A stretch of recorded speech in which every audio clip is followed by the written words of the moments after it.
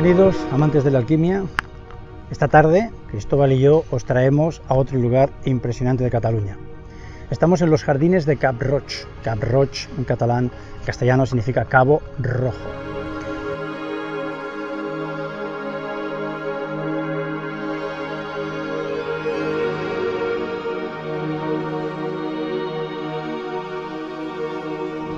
¿Qué es lo que hay aquí? Aquí tenemos una construcción de un castillo reformado, está en lo alto de la colina del monte, a mi espalda tengo el mar. Pues toda esa colina, desde el castillo hacia abajo, es un jardín. Es uno de los jardines más impresionantes del Mediterráneo. Tiene todo tipo de flora mediterránea, incluso tropical y subtropical. Hay aproximadamente, dicen, unas 1000 especies diferentes. Las vistas son impresionantes. Tenemos aquí la Costa Brava pura a nuestros pies. ¿Por qué es esto? Este lugar es tan emblemático en Cataluña. Bueno, pues porque aquí, en el año 1927, se instalaron un coronel ruso, Nikolai Wybowski, más o menos su nombre, y su esposa inglesa, Dorothy Wedgwood. El coronel, en el año 1917, con motivo de la Revolución Rusa, pues salió por patas de Rusia y se fue a Inglaterra. Y allí conoció a Dorothy. Dorothy, hay una historia muy curiosa con Dorothy Webster, porque era muy amiga de una señora que se llamaba Amina. Esta señora Amina era ni más ni menos que la esposa de Lord Carnarvon, sí, el que descubrió Tutankamón. Bien, pues este señor, Lord Carnarvon, se va, después de descubrir pues, la tumba de Tutankamón, se va al Cairo porque él hace pues, todas esas investigaciones arqueológicas y tiene un accidente y se mata. Y mira por dónde, pues el marido de la pobre Dorothy se va y se junta con Amina, que era la esposa de Lord Carnarvon. Muy bien, eso, pues dentro de la aristocracia inglesa, pues fue un boom. Dorothy era una aristócrata, era una experta en antigüedades, una experta en arte, una persona muy conocida, y eso pues sembró en ella mucha inquietud porque ella no quería estar en esos ambientes sociales de críticas dentro de la jet set. Y en el año pues 1927 se vino aquí con el que sería su marido, el coronel Nikolai. Se alejan de ese mundo aristocrático inglés, se vienen aquí a la localidad de Calella de Palafrugell, que es donde estamos en la provincia de Gerona, y se vienen aquí, compran un castillo en ruinas, con una iglesia en ruinas, con un claustro en ruinas, con una torre en ruinas, e invierten todo su capital en reformar todas esas estructuras que había derruidas para hacer aquí su casa. Compran 7 hectáreas, ni más ni menos, es decir, un montón de terreno. Y Dorothy crea el jardín. Es un jardín impresionante, maravilloso. Es realmente un espectáculo venir aquí. Yo creo que ahora estamos en agosto, pero en primavera tiene que ser un espectáculo venir. Ella pues contrata jardineros y con esos jardineros va creando poco a poco un jardín, el jardín este que tenemos aquí. En el año 1935 había catalogadas 500 especies. Sin embargo, ahora hay aproximadamente catalogadas unas 1000. Se les acaba el dinero. En el año 75 el matrimonio, ya anciano, vende el terreno, vende los jardines, vende el castillo que todavía estaba por reformar, se lo vende a una entidad bancaria, la Caja de Gerona, a cambio pues de mantenerlos ya de por vida, incluso de cuidar ya los jardines, la propia entidad bancaria, y también pues de acabar las reformas del castillo que todavía no se habían terminado. Y bueno, posteriormente la Caja de Gerona se fusiona con la Caixa, la famosa Caixa, y a partir de aquí pues la Caixa pues está manteniendo esto de una manera muy correcta. No solamente lo está manteniendo, sino que organiza cada año los famosos conciertos de Cap Roig, y se celebran entre julio y agosto. O sea, hace poco, el día 17 de agosto creo que fue el último concierto. Por aquí han pasado este año, que yo haya visto, personajes como Alejandro Sanz, Amaral, Rod Stewart, es decir, personas, cantantes de un nivel extraordinario. Aquí detrás es curioso porque detrás tenemos una cueva y no vemos el final de la cueva, y esta cueva seguramente accedería seguramente a lo que es el castillo. El paseo es extremadamente bonito, hacia abajo, hacia lo que es la costa, hacia las calas, que nosotros llamamos calas, aquí a los lugares reservaditos entre las rocas, donde la gente viene con sus barcos y se baña. No es que haya arena de playa, es básicamente roca. Aquí se construyó un bajante, nuestra Dorothy, para hacerse un caladero, ¿no? Un sitio donde podía tener la barca y donde ella iba a bañarse habitualmente, ¿no? Y por eso, si bien la cala se llama Cala Masoni, lo cierto es que aquí la gente del pueblo lo llama la Cala de la Rusa, ¿no? Que era donde la rusa se iba a bañar. Bien, es una comunión con la naturaleza estar aquí, es realmente precioso y bonito. Estamos ahora mismo aquí con los cactus, ¿no? Es que todo en sí, ya veréis imágenes que luego os pasaremos de todo este lugar para que lo viváis como lo estamos viendo nosotros. Es un lugar realmente muy bonito. Y efectivamente tuvo que pasar nuestra jardinera, nuestra Dorothy, de la potencia al acto, con mucho cariño, con mucho amor, para cuidar de estas 7 hectáreas de jardines. Esa construcción suya maravillosa, para acabar siendo uno de los mejores y más bonitos jardines del Mediterráneo, de todo el Mediterráneo, evidentemente merece nuestra consideración y que nos quitemos el sombrero. Así que a los amigos Nicolai, el coronel y a Dorothy, pues un abrazo donde estén allí en el cielo por habernos regalado esto a través de la Caixa. Alquímicamente yo estoy seguro que hemos estado viendo plantas, flores, incluso caminos. Cada camino, pues hay el camino de los enamorados, camino de las monjas. ¿Se podría sacar un contexto alquímico de este jardín? Podríamos, si lo estudiamos bien, podríamos verlo, ¿no? ¿Por qué determinados nombres? Plantas a lo mejor como los lirios que están por aquí, que los has visto, lo que pasa es que ahora mismo no están florecidos. El lirio es una de las plantas que se reflejan más en el arte de la alquimia, por ejemplo. Ese jardín de los enamorados, donde hemos visto también esas... Te recordaba a Gaudí, has visto, esos arcos, ¿no? Esos arcos perfectamente, sí. Que recordaban mucho al Parque Güell de Gaudí, sí. Es decir, esas formas, ¿no? Ese juego con el terreno.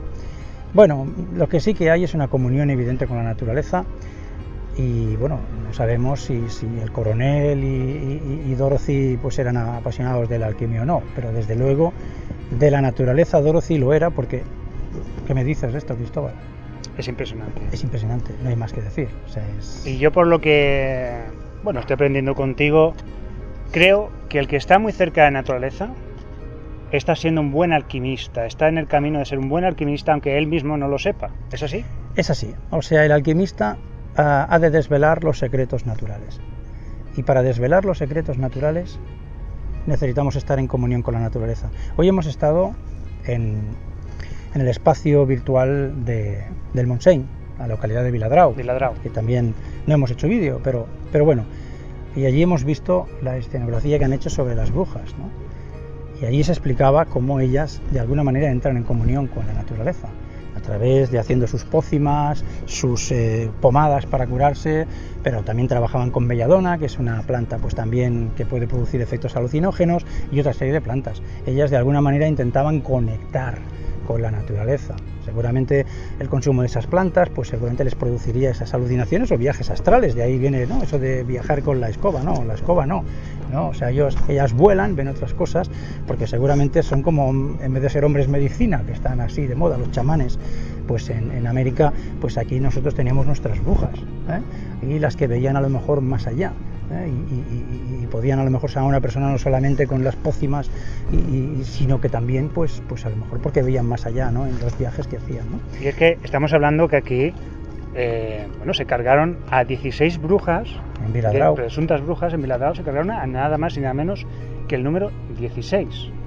Es un número muy importante y no se le da la importancia que tienen otros lugares, ¿no?, con esa mitología ya que tiene, y yo creo que es un lugar que vale la pena estudiarlo y seguir avanzando. Bueno, siempre se habla de Salem, ¿no?, y las brujas de Salem, y a lo mejor en Viladrau se mataron tantas, se asesinaron tantas, ¿no?, pasaron por la Inquisición tantas como en Salem, ¿no? Y claro, pero lo que pasa, estamos en España y aquí pues esto parece que sí, estas aberraciones a lo mejor también es verdad que cuesta a lo mejor reflejarlas, ¿no?, en la historia, pero están escritas y están en Viladrau, están las actas de los juicios, y se salvó la más mayorcita, que tenía 60 y pico de años, que aún sometida a tortura no quiso delatar a ninguna, y como no quiso delatar a ninguna y soportó todas las torturas, pues es la única que se salvó. El resto de pobres mujeres que se reunían en algunos lugares determinados relacionados con la naturaleza, para convivir, para experimentar entre ellas, gente que no tenía cultura, no eran analfabetas, pero sí que tenían esa cultura de comunión con la naturaleza, esas enseñanzas de las hierbas medicinales, esos viajes que seguramente hacían con esas plantas alucinógenas. Ellas sí que tenían ese tipo de cultura y ese tipo de comunión con la naturaleza. Una última pregunta, Luis. Un alquimista en aquella época media, etcétera, ¿sería perseguido de darse a la luz? Es decir, si fuera conocido un alquimista, ¿sería perseguido? ¿En aquella época? ¿En aquella época? En aquella época los alquimistas marchaban de país en país. Los que decían que tenían la piedra filosofal marchaban por varios motivos. Primero, porque como decían que eran capaces de curar todas las enfermedades, pues a por él, lo quiero. Muchos reyes, en algunas ocasiones hay historias, ¿no?, de que pues, cogieron alquimistas y los encerraron para que les fabricaran oro, para que les elaboraran pues, productos medicinales. Es decir, por detrás, dámelo todo lo que sepas, y por delante, de cara sobre todo a la iglesia, etcétera, pues intentar pues acabar con ellos, ¿no? Exactamente. O sea, es decir, ellos dicen, en los tratados alquímicos, ahora estoy recordando uno, por ejemplo, de Ireneo Filaleteo, que es el palacio cerrado, Introitus Apertus se llama, la introducción al palacio cerrado del rey. Introducción al palacio cerrado del rey, que en términos alquímicos significa el rey es el oro metal. Entrar en su palacio quiere decir entrar dentro para sacar lo que hay dentro del oro, en su interior, que eso es una gran medicina, ¿no? Y también la capacidad de transmutar procede del interior del oro, ¿no? Bien, él mismo, este alquimista, explica prácticamente una parte de su vida y dice: me veo en la obligación de no estar mucho tiempo en cada lugar porque soy perseguido. ¿Por qué? Porque cuando compro con oro transmutado, con oro transmutado, es tan perfecto que cualquier orfebre detecta enseguida que ese oro, cuando hace las pruebas con lo que se llama la prueba de toque, que ese oro era extremadamente puro, no era el oro vulgar, ¿no? Nosotros tenemos oro, podemos conseguir oro al 99,99, pero no al 100%, y según dicen los tratados alquímicos, que el oro transmutado es un oro absolutamente perfecto, 100% de pureza. Eso pues lo aprendieron los orfebres a descubrir, según dice Ireneo Filaleteo, estamos hablando del siglo XVII, si no recuerdo mal, y también dice que, claro, a la que ellos sanaban a unas cuantas personas, pues todo el mundo... Entonces se descubría que, bueno, pues era un alquimista que... Pero es que los alquimistas es curioso, porque como el Filaleteo iban con su hornito, o sea, siempre llevas su maleta, llevaban su hornito, desmontable, como quien dice, ¿no? Y bueno, hoy has visto un horno, ¿no? Fíjate lo fácil con qué facilidad he construido un horno, con unas cuantas piezas de nada, ¿no? Allí me he montado un hornito, ¿no? Con 4 piezas que encontré por ahí tiradas en la casa donde estoy también, ¿no? Algún día lo veremos. Algún día, si Dios quiere, lo vemos y nos dedicamos un poco a la práctica operatoria de qué es lo que los antiguos alquimistas hacían. Ya sé que aquí habrá críticas, ¿no? Porque este está loco. Bueno, es igual, con el rocío de la mañana. Es impresionante trabajar con el rocío de la mañana. Y la verdad es que los que empiezan a trabajar con ellos simplemente se mojan las manos o la cara y notan su sensación grasa. Evidentemente ven que no es agua normal, que es algo diferente. ¿Crees que el rocío cambia, depende en qué planta se puede recoger, en qué planta? Hablando, si lo recogemos una planta, una flor, etcétera, ¿cambia sus propiedades? A ver, aquí hablamos ya de uno de los grandes secretos de la alquimia, ¿no? Que los antiguos alquimistas decían, ¿no? Ellos hablaban de rocío especificado y rocío no especificado. El rocío especificado es el rocío que se manifiesta en la atmósfera y que entra en contacto con uno de los reinos, por ejemplo, el vegetal. Los antiguos tienen muy claro que en el rocío hay una fuerza vital impresionante, hay un fuego, hay una potencia, hay una energía. Esa energía se manifiesta especialmente en las noches de luna llena de primavera, y las plantas lo que hacen con esa energía que porta el rocío a través de sus hojas, etcétera, es llevarse la fuerza, la potencia. Entonces te dejan un agua insípida. No, todavía hay fuerza en ese rocío, pero no toda la fuerza que tiene que haber, ¿no? Por eso los alquimistas hacían la diferencia, pocos alquimistas lo han hecho, muy pocos, hacían la diferencia entre rocío especificado y rocío no especificado. Bueno, pues aquí hemos soltado sin más uno de los secretos de la alquimia más importantes. Yo creo que es hora de dejar aquí el vídeo y continuar la marcha. Muy bien, seguimos. Muy bien.